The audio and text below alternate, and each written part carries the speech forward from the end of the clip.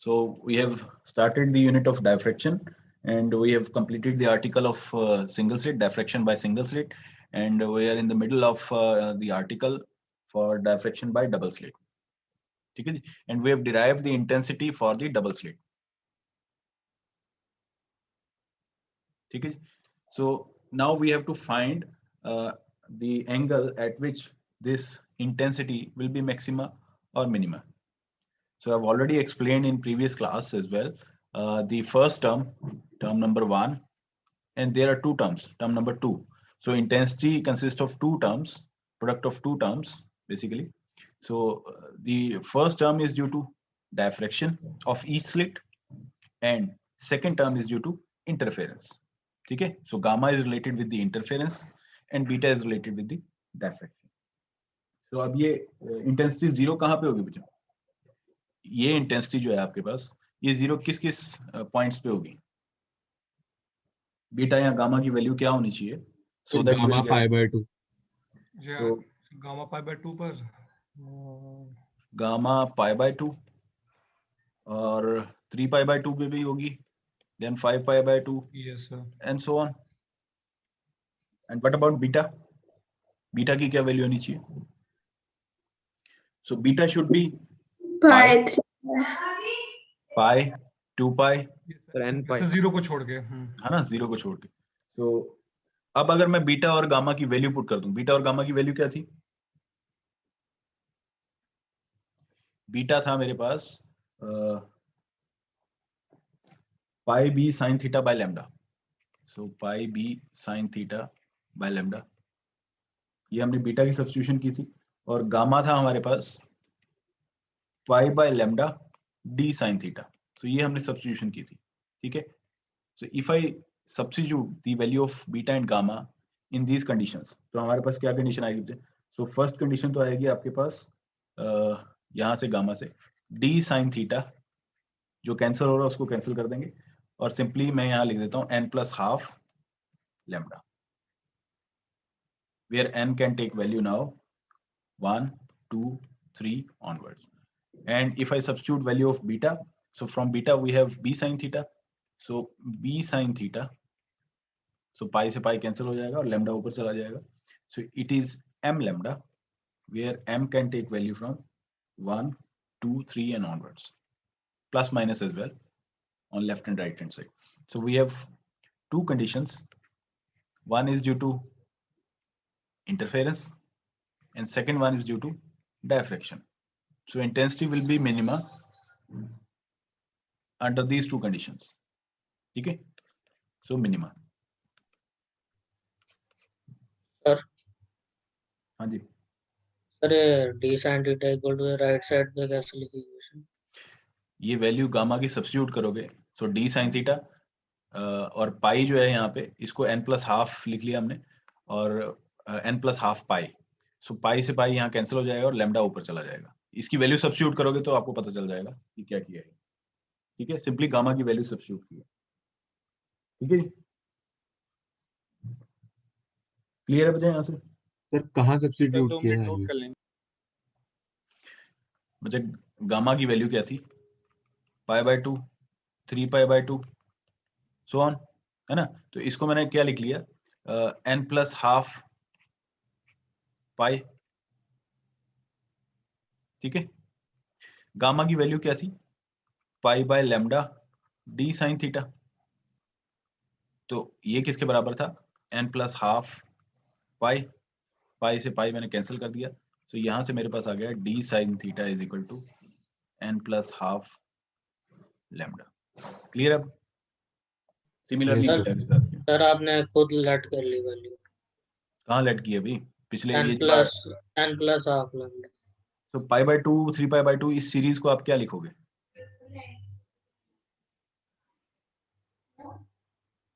ठीक है, ओके. तो मैक्सिमा कहाँ पे आएगा? इंटेंसिटी अब आपके सामने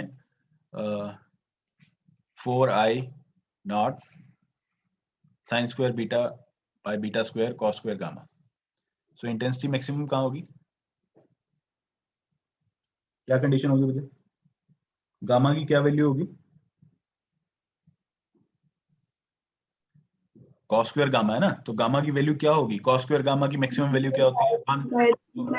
तो कॉस स्क्वायर गामा मैक्सिमम कब होगा, गामा की किस वैल्यू के लिए मैक्सिमम होगा ये, 0 के लिए, पाई के लिए, 2 पाई के लिए, ठीक है जी। Yes sir.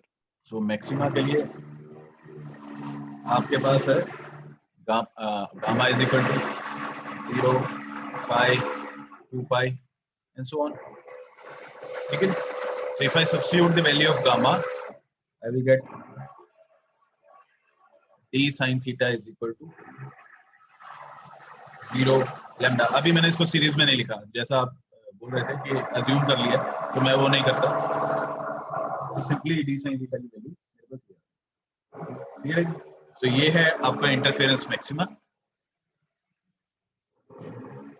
और मिनिमा आप वैसे जैसे सिंगल स्लिट में डायफ्रैक्शन मिनिमा मैक्सिमा आपने निकाला था, वैसे ही निकाल सकते हो डेरिवेटिव करके, ठीक है।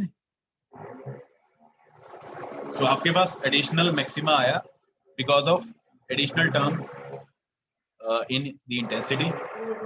सर कहीं से डिस्टरबेंस आ रही है। Just a minute.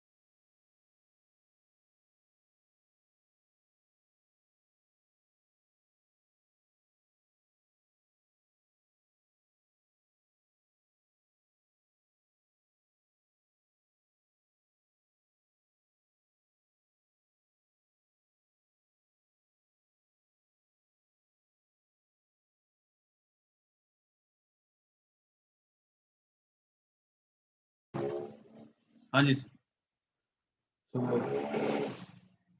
Intensity maxima बचा आपके पास एडिशनल जो आई है, that is due to interference, ठीक है जी। तो हमने स्टार्ट कहां से किया था, डबल स्लिट जो एक्सपेरिमेंट था हमने वो स्टार्ट किया। We have make the use of single slit intensity, ठीक है। फील्ड जो थी E vector, E electric field जो है, सो E1 लिखा, फिर उसके बाद देन E2 में फेज डिफरेंस था, एडिशनल फेज डिफरेंस D की वजह से, डिस्टेंस D की वजह से यहाँ, ठीक है जी। फिर उनको ऐड ऑन कर दिया। तो हमारे पास फाइनल इंटेंसिटी आई थी 4I0 sin square beta by beta square cos square gamma. So एक तो हमारे पास डायफ्रैक्शन मैक्सिमम मिनिमा थे, अब इंटरफेरेंस की वजह से भी मैक्सिमम मिनिमा आ रहे हैं, ठीक है।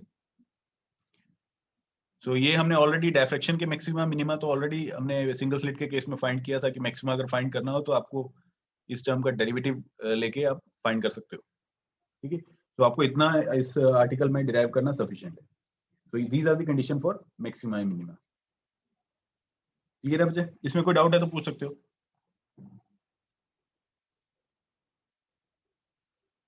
Any doubt students? No sir, clear है। No sir. सिंगल स्लिट का मैं अब आपको ये बताता हूँ, just a minute. So we have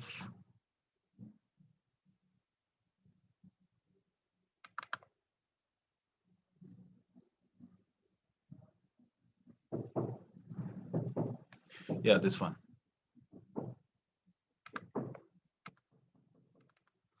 तो यहां से बच्चे आपको पिक्चर क्लियर होगी कि सिंगल स्लिट जो है उसका पैटर्न किस तरह था, इंटेंसिटी डिस्ट्रीब्यूशन, और जो अगर आपने एक और स्लिट ऐड कर दी तो उसकी वजह से क्या डिफरेंस आया। So these red dash line, these are the outer envelope, this is single slit diffraction pattern, ठीक है। इसमें आपके पास एक सेंट्रल मैक्सिमा है और उसके बाद यहाँ पे मैक्सिमा आ रहे हैं, सेकेंडरी मैक्सिमा। बट जैसे ही आपकी स्लिट एक और आपने ऐड की तो ये आपके पास देखो जो आउटर एनवेलप था वो ब्रेक कर गया, मतलब आपका जो एक ब्रॉड स्पेक्ट्रम दिख रहा था ऑफ दिस मच विड्थ, ठीक है, ये अब स्प्लिट हो गया। सो आपको एक फाइन स्ट्रक्चर दिखने लगी है।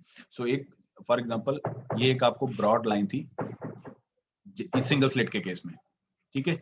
जैसे ही आपने इसको डबल किया तो ये जो आपको ब्रॉड लाइन थी ये इस तरह दिखने लगी,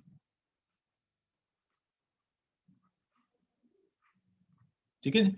सो ये आपके पास एक सेंट्रल मैक्सिमा है और उसी इन्वेलप के अंडर आपके पास यहां मैक्सिमा और आने लग गए और यहां 2 मिनिमा, ठीक है जी। क्लियर है मुझे कि सिंगल स्लिट की वजह से कैसा पैटर्न आ रहा था, and if you add another slit into the single slit you will have further fine structure. So आप इसी तरह 3 स्लिट डालो, 4 स्लिट डालो, n स्लिट डालो, सो ये जो है आपका स्ट्रक्चर जो है, ये जो इंटेंसिटी है फाइन लाइंस में ब्रेक होती जाएगी, that is called fine structure, ठीक है। तो अब हमारा नेक्स्ट आर्टिकल अब इसी के बेस पे n स्लिट्स। सो अगर आपने एक ऐड की तो क्या हुआ, 2 ऐड की तो क्या हुआ, और similarly if we keep on adding n slits, so this is the case of n slit diffraction। So इसमें वही है, आपकी ये स्लिट नंबर 1 है, ये स्लिट नंबर 2 है, 3, 4 and so on n slits, ठीक है।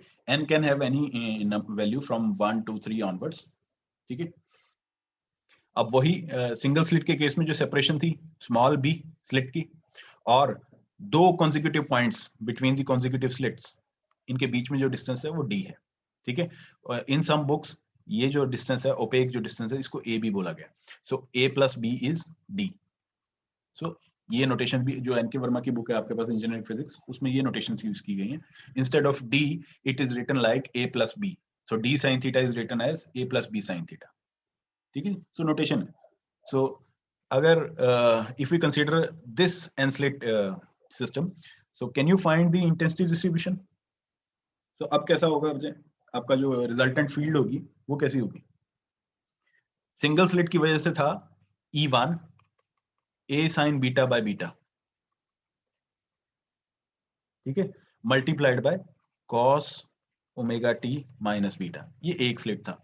सेकेंड स्लिट जब आपने ऐड किया so it is a sin beta by beta cos of omega t minus beta, additional phase difference of phi 1, capital phi 1 due to this distance d, ठीक है। Similarly E3 क्या होगा, E3 बता सकते हो मुझे, a sin beta by beta तो इस cos omega t minus beta minus phi 2, ये आगे फिर से d ही है, so ये जितने सब डिस्टेंस है, so it is 2 phi 1। Similarly, En, capital N, so it is a sin beta by beta cos of omega t minus beta, यहाँ क्या आएगा अपने n minus 1 phi 1। so यहाँ आपने देखा कि 2 था तो यहाँ पे phi 1 था, यहाँ पे 3 स्लिट किया तो 2 phi 1 हो गया, एक कम हो गया, अगर n है तो n minus 1, so n minus 1 phi 1। So these are your field due to different phi की एडिशन कैसे हो रहा है, मतलब ये चीज बच्चे हमने जो सेकंड डबल स्लिट के केस में किया था ये वही है, डबल स्लिट के केस में हमने सिर्फ यहां तक किया था, तो वहां मैंने आपको क्लियर है सर। phi जैसे आया सर तो उसका अलग कांस्टेंट नहीं आएगा सर फेज डिफरेंस के लिए सर E3 में सर? बच्चे अगर अलग तब आएगा अगर आपकी सेपरेशन डिफरेंट होगी, d यहाँ पे d1 होता है, यहाँ पे d2 d3, तब आप बोल सकते हो कि phi 1 phi 2 minus phi 1 minus phi 2 minus phi 1 minus phi 2 minus phi 3 so on।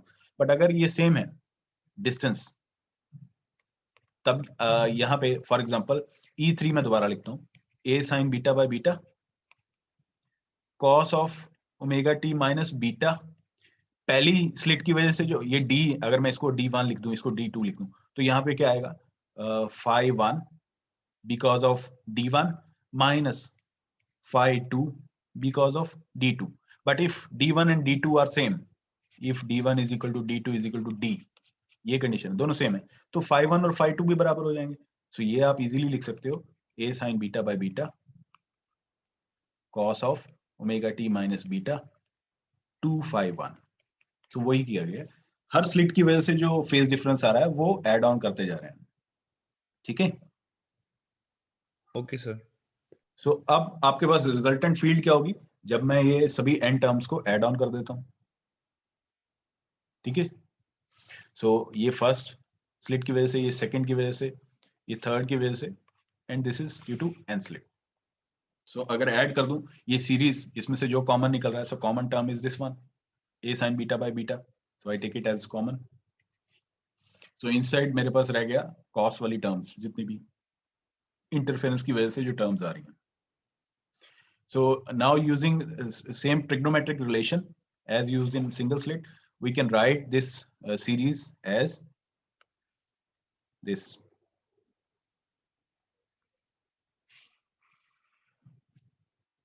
Okay, so a sin beta by beta as it is, जो common theta, then this entire series can be written as sin n phi 1 by 2 divided by sin phi 1 by 2 multiplied by cos omega t minus beta minus n minus 1 by 2 phi 1.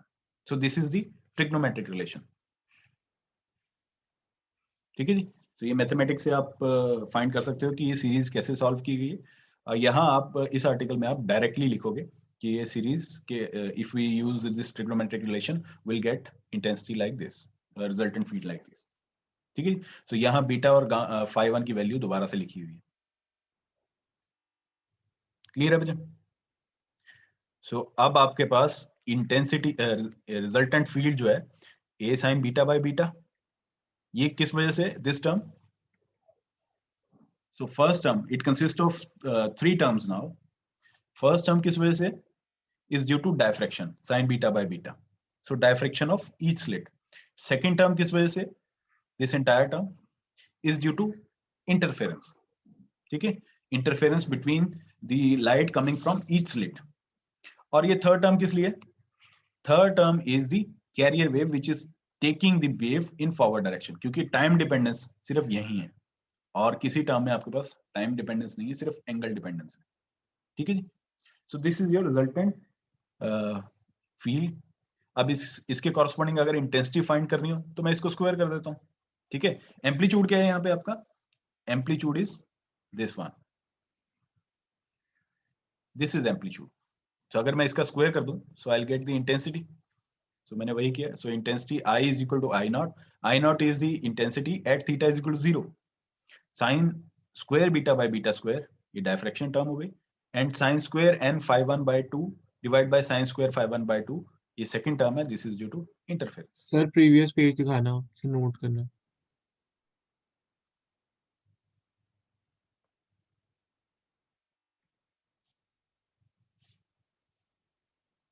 Clear है बच्चे?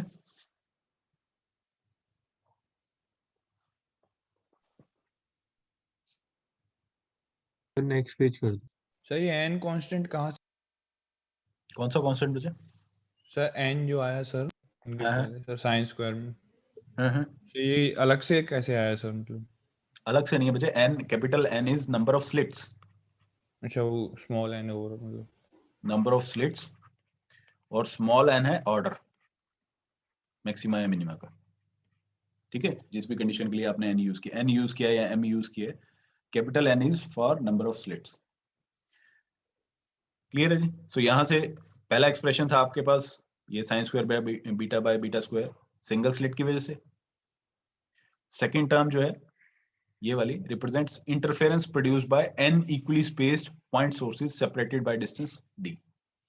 अच्छा, अब ये हमारे पास general expression है for n slits. If I put n is equal to 1 तो क्या होगा बच्चा, if n is equal to 1, capital N is equal to 1, intensity कितनी हो जाएगी, n is equal to capital N is equal to 1 means एक ही slit है.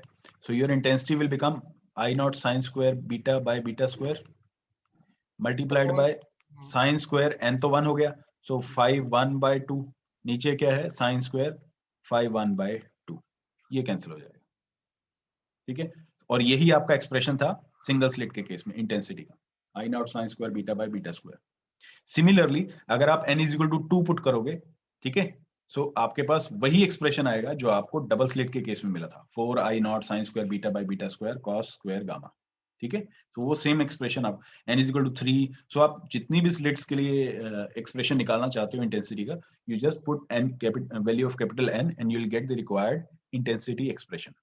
ठीक है, सो क्योंकि हमने जनरलाइज एक्सप्रेशन निकाला है ना, and it should reproduce the case of single slit and double slit, वो दो तो हमने निकाले थे expression, so at least those two should be reproduced by this general expression, so वो उसने कर दिया। ठीक है, सो ये एक टेस्ट भी हो गया कि सिंगल स्लिट और डबल स्लिट का हमने n = 1 और 2 पुट करके देखा कि हमारा same expression of intensity reproduce हो रहा है या नहीं हो रहा। ठीक है, अच्छा अब इसमें मैक्सिमा और मिनिमा निकालने हो जाए। सर एक बार प्रीवियस में सर ये इक्वली स्पेस मतलब इक्वली स्पेस मतलब कैपिटल डी जो स्मॉल डी जो है वो सेम है, d1 d2 नहीं है, डी की वैल्यू सेम है, सेपरेशन सेम है, स्लिट के बीच में डिस्टेंस वो b है, हर स्लिट के बीच में जो डिस्टेंस है वो b है, स्मॉल b, और हर स्लिट के ओपेक जो पार्ट है, जैसे ये भी मैंने दिखाया था आपको यहाँ, सो ये जो डिस्टेंस है हर स्लिट में ये b है, और ये हर slit separated by small d, ये सेम है हर जगह, ये भी d है, सो आगे जो स्लिट होगी वो भी d होगा, and so on, so they are equally separated. अगर ये इक्वली सेपरेट नहीं होंगे तो आपको हर डिस्टेंस के लिए फेज अलग से ऐड ऑन करना होगा, so that will be a complex thing, so it is assumed that they have equal separation।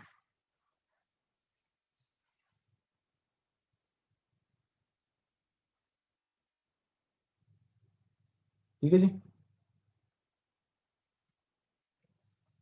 अच्छा अब इसका मैक्सिमम मिनिमम कैसे निकालोगे? गामा की किस वैल्यू के लिए या इसको हमने गामा लिखा था ना, गामा, सो आपको इंटेंसिटी का एक्सप्रेशन था अभी sine square beta by beta square sine square N gamma divide by sine square gamma, so ये आपके पास एक्सप्रेशन है where gamma is equal to 5/2 simply. So gamma की किस वैल्यू के लिए आपका जो इंटेंसिटी है वो 0 हो जाएगी? गामा की पाई नहीं 2 पाई, गामा की वैल्यू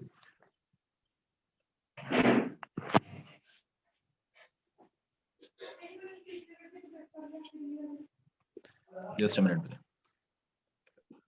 मैं ब्लैंक स्क्रीन पे इसको आपको करके दिखाता हूँ। पाई हो जाए 2 पाई मतलब उसको 0 हो जाएगी। सो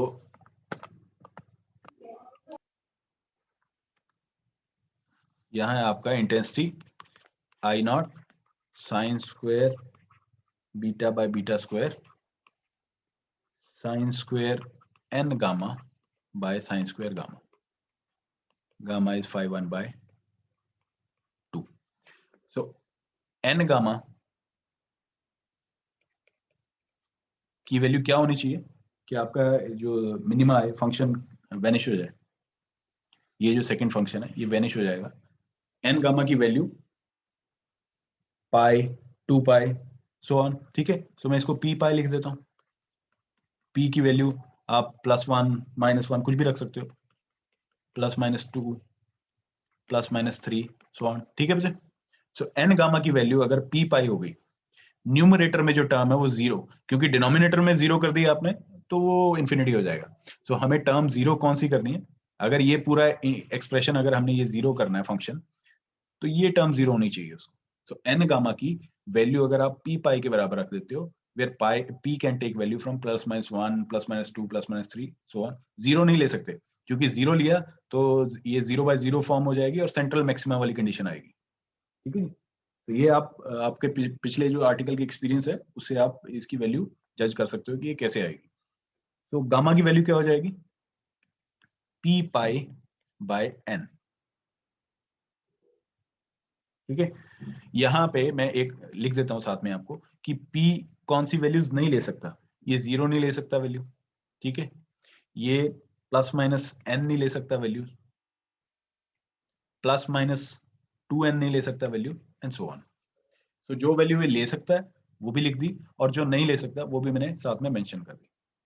ठीक है, अच्छा 0 पे क्या होगा, इफ P = 0 तो गामा की वैल्यू क्या होगी, 0, सो ये 0/0 हो जाएगा, मैक्सिमा वाली कंडीशन आ जाएगी। क्योंकि आप दोनों तरफ ऊपर न्यूमरेटर डिनोमिनेटर में डेरिवेटिव लोगे और आपके पास एक्सप्रेशन आ जाएगा। अगर पी की वैल्यू मैंने फॉर एग्जांपल n पुट कर दी, ये भी टेस्ट करके देख लेते हैं। n होगी अगर p की वैल्यू, अगर p की वैल्यू में n gamma is equal to capital N pi, so n से n कैंसिल हो जाएगा। सो इसके लिए मैं n gamma is equal to n pi हो जाएगा। सो ये कैंसिल हो गया। So gamma is equal to pi, so gamma is equal to pi और n गामा की वैल्यू n पाई। ये फिर से 0/0 वाली कंडीशन आ जाएगी। ठीक है, सो ये जो है, ये मिनिमा वाली जो कंडीशन है आपने लिखी है कि फंक्शन आपका 0 हो रहा है, ये जो नॉट इक्वल टू वाली कंडीशन है ना, दे आर कॉरस्पॉन्डिंग टू ये सेंट्रल मैक्सिमा है और बाकी अनदर सेकेंडरी मैक्सिमा है। सो ये मैक्सिमा वाली कंडीशंस को सेटिस्फाई कर रहे हैं, इसलिए हमने इसको नॉट अलाउड जो है, पी की वैल्यू जो अलाउड नहीं है वो लिख दी है साथ। क्लियर है मुझे यहाँ तक? Yes, sir. Now when the value of n is very large, ठीक है, तो इंटेंस मैक्सिमा कहां पे आएगा? Gamma is equal to M pi. ठीक है, गामा की वैल्यू एम पाई पे आपके पास मैक्सिमा आएगा। सो गामा की वैल्यू अगर मैं पुट करूं, सो ये यहां से बच्चे ये सिंप्लीफाई कर लेना, अब मैं डायरेक्ट वैल्यूज लिख रहा हूं। D sine theta is equal to m lambda. m can take value from 0, 1, 2, 3 onwards. ठीक है, now if अगर limit gamma tends to m pi sin n gamma by sin gamma, हम ये चेक भी कर लेते हैं कि इसकी वैल्यू आई इन वैल्यूज पे। अगर गामा की वैल्यू m पाई अगर हम ले लें, तो ये जो इंटरफेरेंस वाली टर्म है, इसकी वैल्यू क्या होगी? सॉल्व कर सकते हो बच्चे? Gamma is equal to M pi, ये मैंने लिख तो दिया कि मैक्सिमा आएगा, इंटेंस मैक्सिमा, पर ये कैसे आएगा ये प्रूव करना है। गामा की value m pi, m for example m की वैल्यू 1 ले ली मैंने, तो गामा पाई, सो पाई पे क्या होगा? साइन एन पाई और डिवाइड बाय साइन पाई। सो ये 0/0 वाली कंडीशन होगी। इसको कैसे सॉल्व करते हैं मुझे? इफ l'Hopital रूल से हो जाएगा। if limits say x tends to 0 या कोई x tends to c, f of x divide by g of x, अगर ये फंक्शन भी 0 है, ये फंक्शन भी 0 है, सो बाय अप्लाइंग l'Hopital's रूल ये किसके बराबर होगा मुझे? Limits sir f dash x by g dash। हाँ, सो ये एक्सप्रेशन आपके ये जो लेफ्ट हैंड साइड जो है राइट हैंड साइड के बराबर है। इट मींस आप न्यूमरेटर और डिनोमिनेटर पे अगर डेरिवेटिव डाल दो वो बराबर होगा, ठीक है, ओरिजिनल एक्सप्रेशन के। सो मैं अगर डेरिवेटिव ले लूं, limits gamma tends to m pi, sine n gamma का डेरिवेटिव होगा n cos n gamma divide by sine gamma का डेरिवेटिव क्या होगा? cos gamma. ठीक है, now if I substitute gamma is equal to m pi, m की किसी भी वैल्यू के लिए अगर मैं ये गामा की वैल्यू पुट करूं m की किसी भी वैल्यू के लिए, चाहे 0 पुट करूं, पाई पुट करूं, 2 पाई, cos की वैल्यू क्या होगी मुझे? इन दो जो न्यूमरेटर डिनोमिनेटर में टर्म्स हैं, इनकी वैल्यूज क्या होंगी? 1 -1 और -1 +1 या -1। ठीक है, सो एडिशनल कांस्टेंट क्या है? n, ये तो बाहर आ गया, ये भी 1 हो जाएगी, ये भी 1 हो जाएगी।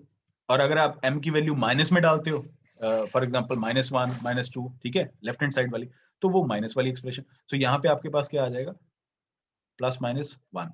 सो यहाँ पे +-n सिंपली।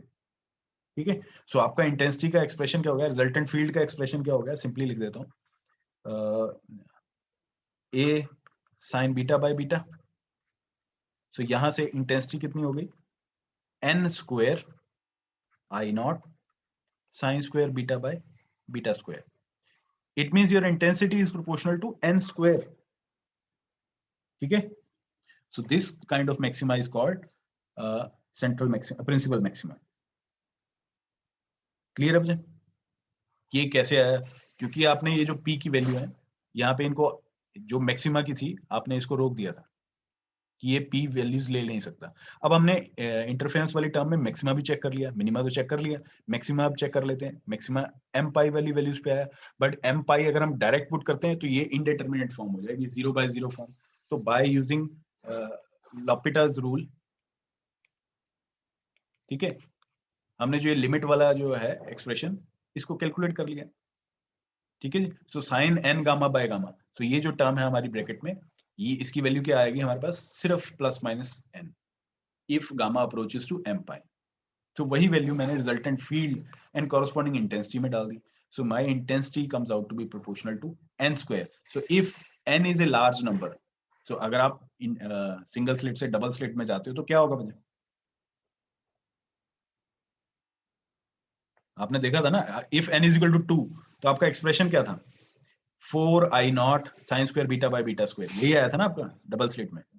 सो 4i0 अगर n इज इक्वल टू 3 हो जाएगा तो 9i0। So it means intensity जो है मैक्सिमम शार्पली पीक्ड होती जाएगी with increase in value of n,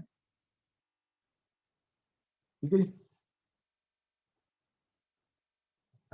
sir हाँ जी, सर न्यूमरेटर में cos n गामा की वैल्यू 1 कैसे हुई? आप सब्स्टिट्यूट करके देखो बच्चे इसको। फॉर एग्जांपल अगर मैं m इज इक्वल टू 0 वाला केस कंसीडर करता हूँ, सिंपल केस, सो गामा की वैल्यू 0 हो जाएगी, ठीक है। So gamma approaches 0, so cos of gamma approaches 0, so cos of 0 divide by cos of 0, ठीक है। सो cos 0 बाय cos 0 1 बाय 1 हो जाएगी।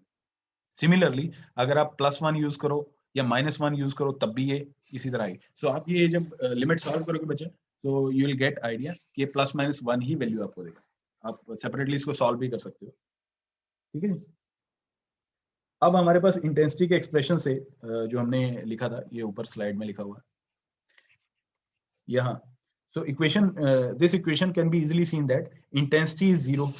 अब यहाँ पे 0 कब आएगी, ये आपने सिंगल स्लिट वाला, अब ये एक्सप्रेशन कौन सा बचा, आपने मैक्सिमम मिनिमा तो निकाल लिया, इंटरफेरेंस वाला। अब आपके पास बचा है डायफ्रैक्शन वाला, ठीक है। सो डायफ्रैक्शन वाला देखते हैं। सो इस इक्वेशन से डायफ्रैक्शन वाली मिनिमा की क्या कंडीशन थी, मैं सीधा लिखता हूँ सिंगल स्लिट वाले केस से, b sin theta is equal to n lambda, आप निकाल सकते हो, ठीक है। सो ये कंडीशन थी हमारे पास, b sin theta is equal to n lambda, या और मिनिमा की क्या कंडीशन है, n gamma is equal to p pi. So p can not take value n to 1, ये मैं सेंट्रल मैक्सिमा के अलावा बात कर रहा हूँ, ठीक है। सो p नॉट इक्वल टू 0 भी है क्योंकि वो कॉरस्पॉन्ड करता है सेंट्रल मैक्सिमा। सो इन वैल्यूज पे आपकी जो है इंटेंसिटी 0 हो जाएगी, दोनों में से कोई भी कंडीशन ट्रू हो, डायफ्रैक्शन वाली या इंटरफेरेंस वाली, ऑब्वियसली है ना। So now this first equation gives us minima corresponding to single slit pattern, ये अभी मैंने एक्सप्लेन किया, and the angle of diffraction corresponding to the second equation यहाँ पे। सो अगर मैं वैल्यू पुट करूं गामा की, तो यहां से मेरे पास आएगी value d sine theta, gamma है तो d आएगा और अगर बीटा है तो b आएगा, ठीक है। यहां से आपको एनालॉजी क्लियर हो जाएगी। तो b sine theta is equal to, बजे अब ये वही पाई से पाई कैंसिल हो जाएगा, ठीक है, और n जो है डिनोमिनेटर में चला जाएगा। सो lambda by n, 2 lambda by n, ठीक है, ये कहां तक जाएगा, n-1 लैम्डा बाय n। क्या ये value n lambda by n ले सकता है, n लैम्डा बाय n, क्या ये वैल्यू ले सकता है d साइन थीटा, यस और नो? ये कैंसिल हो जाएगा n से n, so d sine theta is equal to lambda.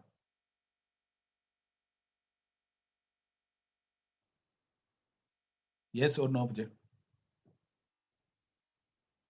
Sir last statement जो आपने लिखी है ना, ये d sin theta is equal to lambda है, हाँ, हाँ, हाँ। ये वाली समझ नहीं आ रही। बजे फिर मैंने तो सिर्फ ये गामा की वैल्यू पुट की है। गामा की वैल्यू क्या है आपके पास, गामा की वैल्यू है 5/1/2, और 5/1 की वैल्यू अगर मैं पुट करूं, so I simply had pi by lambda d sin theta, ये है मेरी गामा की वैल्यू, ठीक है जी। सो अगर मैं इस एक्सप्रेशन में इस साइड में लिख देता हूं, so n gamma is equal to p pi, so n into gamma की वैल्यू क्या है, pi by lambda d sin theta is equal to p pi, ठीक है। पाई से पाई कैंसिल हो गया, सो डी साइन थीटा क्या आ गया मेरे पास, पी लैम्डा ऊपर चला गया, lambda by n. Now P is taking value, क्या क्या वैल्यू, वही मैंने लिखा था, डी साइन थीटा, पी की वैल्यू 1 है तो लैम्डा बाय एन हो गया, पी की वैल्यू 2 हो गई तो टू लैम्डा बाय एन हो गया, एंड सो ऑन। अब मैंने यहाँ पे बोला कि पी जो है एन नहीं ले सकता वैल्यू, ठीक है। सो यहाँ पे अगर पी की वैल्यू एन होगी तब आएगी आपके पास term N lambda by N. ये क्यों नहीं ले सकता, क्योंकि अभी मैंने बताया आपको कि ये मैक्सिमा की कंडीशन आ जाएगी फिर, ठीक है जी। सो ये कंडीशन स्किप करनी पड़ेगी। अगली वैल्यू क्या होगी डी साइन थीटा की कंटिन्यूटी में, एन लैम्डा बाय एन, ये तो नहीं ले पाया, अगली वैल्यू होगी n plus 1 lambda by n, then n plus 2 lambda by n, so on. कहां तक जाएगा ये, 2n minus 1 lambda by N. ये मैं पूरी सीरीज आपको लिख के दिखा रहा हूं। अगली वैल्यू क्या होगी मुझे, क्या p की वैल्यू 2n हो सकती है, अगर p की वैल्यू 2n हो गई, यहां आपने ऊपर कंडीशन लिखी है p की वैल्यू 2n नहीं ले सकते आप, सो 2n नहीं होगी, सो अगली क्या होगी value 2n plus 1 lambda by n. तो मैं सिर्फ अभी ये जो मैंने ये लिखा है एक्सप्रेशन, इसको ओपन कर रहा हूं, 2n plus 2 lambda by n, so on. तो ये क्या बता रहा है आपको, मिनिमा वाली कंडीशंस, ठीक है, जहां पे जीरो हो जाएगी। और p की वैल्यू क्या नहीं ले सकते, ये वाली वैल्यूज, क्योंकि इन वैल्यूज पे हमें मैक्सिमम मिल रहा है, 0/0, न्यूमरेटर में 0, न्यूमरेटर एंड डिनोमिनेटर में 0/0 वाली कंडीशन बनती है, जो हम लॉपिडस रूल लगा के जब डेरिवेटिव कैलकुलेट कर लेते हैं हमें मालूम चलता है कि वो सिर्फ प्लस माइनस n दे रहा है हमें वैल्यू, ठीक है। ये क्लियर हुआ बच्चे?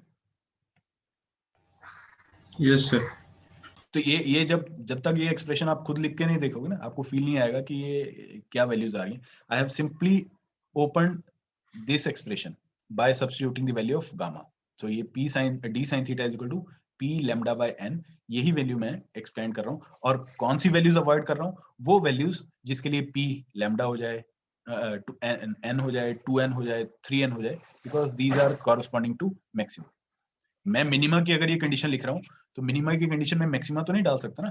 मेरा ये एक्सप्रेशन डी साइन थीटा और ये जो थीटा एंगल है, it should not satisfy the condition for maxima. तो मैं मिनिमा वाले पॉइंट लिखता जा रहा हूँ कि लैम्डा बाय 1 n होगा तो मिनिमा होगा, 2 लैम्डा बाय n होगा तो मिनिमा होगा, एंड सो ऑन। पर n लैम्डा बाय n हो गया तो इस पॉइंट पे मेरा मैक्सिमा आ जाएगा, ठीक है, क्लियर है बच्चा? सो ये with the help of diagram में एक्सप्लेन करता हूँ।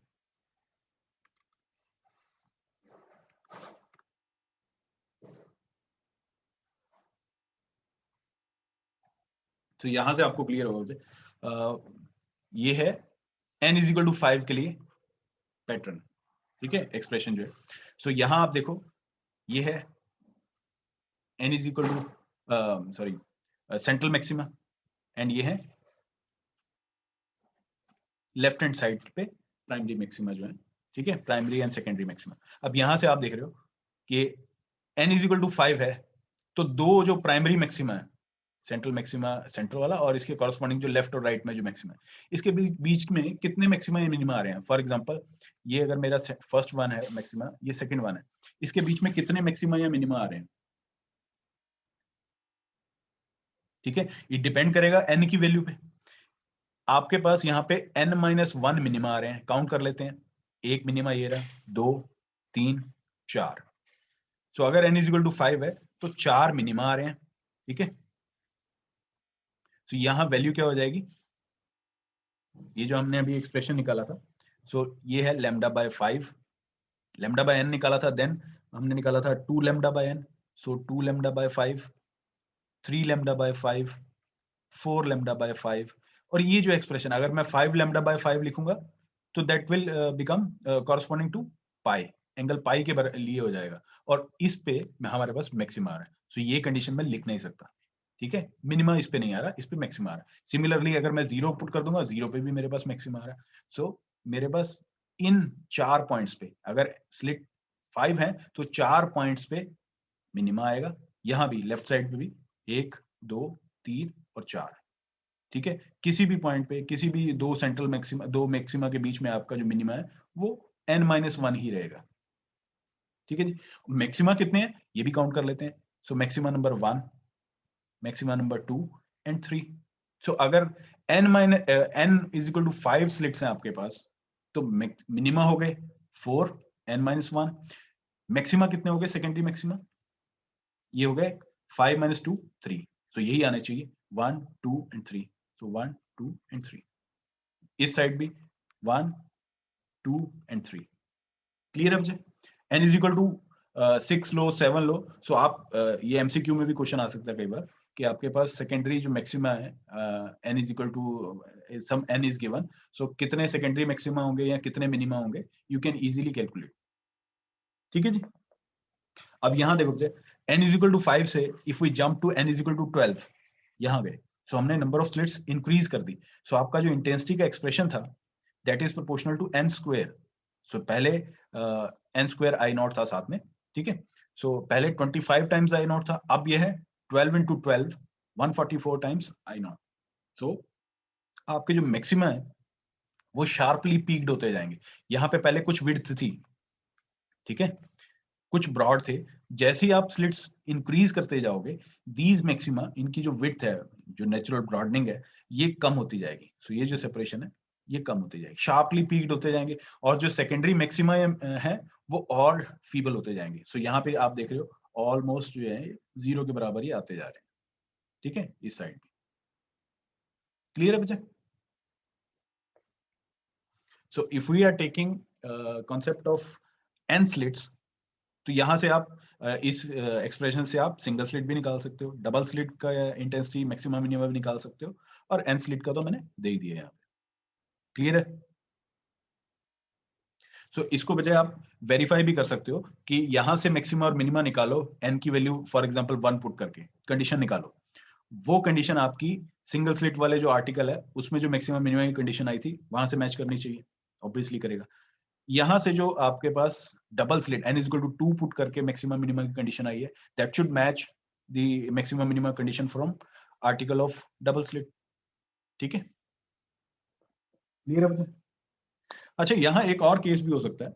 आपने कंडीशन लिखी थी कि, जस्ट अ मिनट, हाँ, सो एक d sin theta is equal to n lambda यहाँ पे। सो ये ध्यान से देखना चाहिए।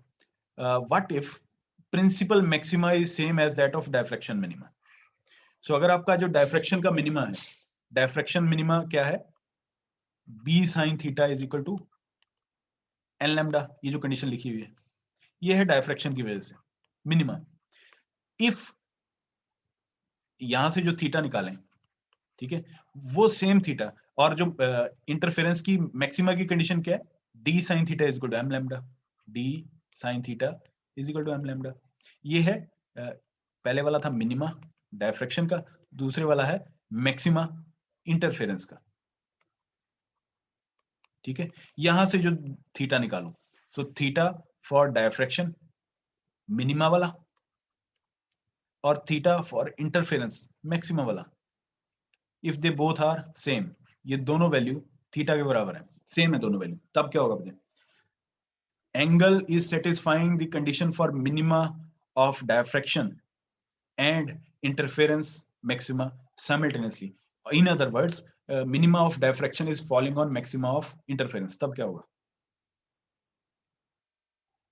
What will happen when maxima of interference is at the same location as that of minima of diffraction?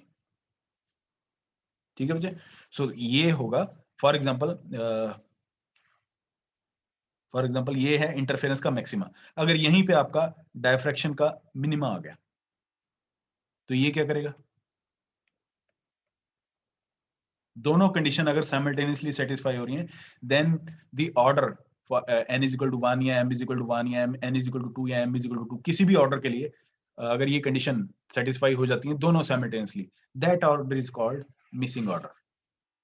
तो ये है कॉन्सेप्ट मिसिंग ऑर्डर का। एक ठीक बार है, फिर से बताना सर क्या होगा। फॉर एग्जांपल अगर आपके पास ये पैटर्न है, ठीक है, ये सेंट्रल मैक्सिमा है, ये प्रिंसिपल मैक्सिमा है, ठीक है।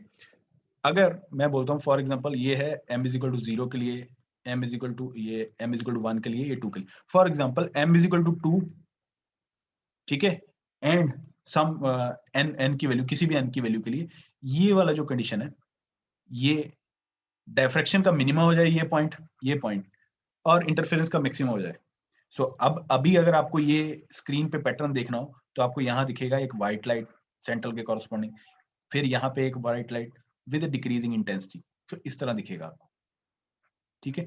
But if these two conditions, ये वाली जो है, ये साइमल्टेनियसली सेटिस्फाई हो जाएंगी, सो आपका फॉर एग्जांपल इस ऑर्डर के लिए, सो ये ऑर्डर मिसिंग हो जाएगा, सो आपको यहाँ से ये ऑर्डर दिखेगा ही नहीं, आपको फर्दर, ठीक है, सो आपको और फर्दर डिक्रीजिंग इंटेंसिटी वाले पैटर्न तो दिखते रहेंगे, ठीक है,